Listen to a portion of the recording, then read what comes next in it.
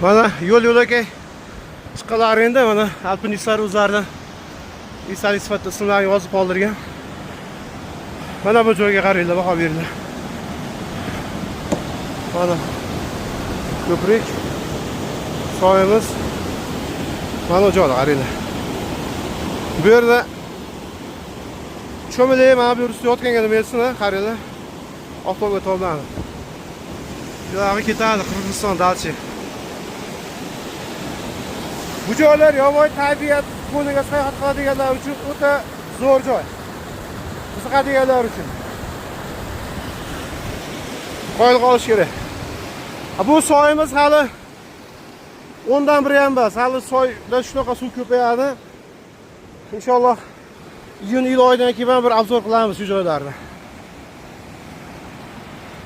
Do'stlar, xavfli sayohatni sevadiganlar uchun bu